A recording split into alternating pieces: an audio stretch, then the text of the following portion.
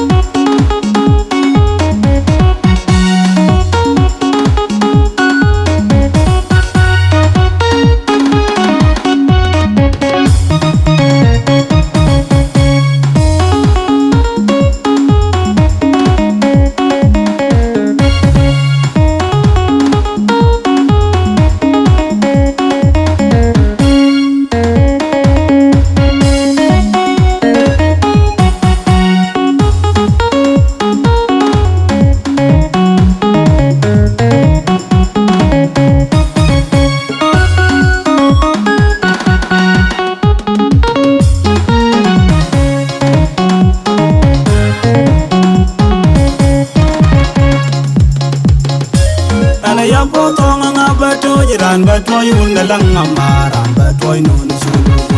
yan kwa waran batoy jiran batoy unda lang amaran batoy non sulu ayin jalten mayan wana deng barin toy bana lang ngeju ayin luka wala wana deng barin toy bana lang ngeju ayin Joseph deng wana deng barin toy bana lang ngeju ayin bona bolo wana jolo barin toy bana lang ngeju bagnya nem bani tebing bai ma jong non ale war bo warin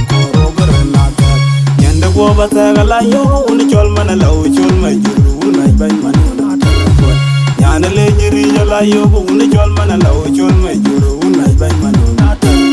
ani jepe na tangi wo atobe ko bana kwar langi ju yanuna langi ju ko mama jarai no ina jola balu bay ani wal gi bonga mol gami dien bani atobe ko bana kwar langi ju yanuna langi ju ko mama jarai no na jola balu nyol gi bonga mol gami dien balu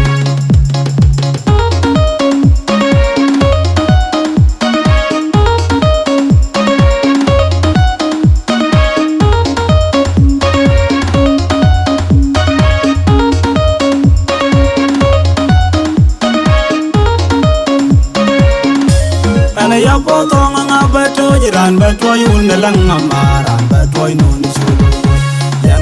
waran batoy ran batoy unda lang amaran batoy non sulu ayin jalten mayan wana deng barin toy bana lang ngeju ayin luka wala wana deng barin toy bana lang ngeju ayin Joseph deng wana deng barin toy bana lang ngeju ayin bona bolo wana jolo barin toy bana lang ngeju bagnya nem bani tebing bai ma jong non ale war bo warin koro granata nyanda go bataga la yo uni chol mana la chol ma juru una bay manuna tarapon yana le jiri la yo uni chol mana la chol ma juru una bay manuna tar ani jepe na tangi wo atobe ko bana kwar langi ju yanuna langi ju ko mama jarai no na jola balu bay ani wal gi bonga mol gami dien bani atobe ko bana kwar langi ju yanuna langi ju ko mama jarai no na jola balu ani wal gi bonga mol gami dien bani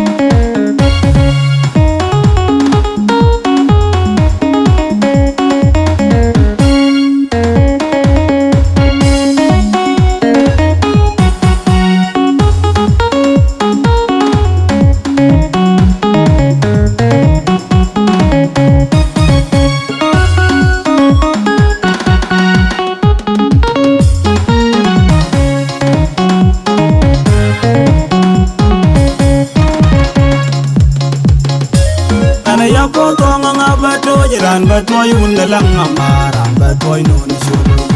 yan go ko ran batoy unda lang amaran batoy no ni cholo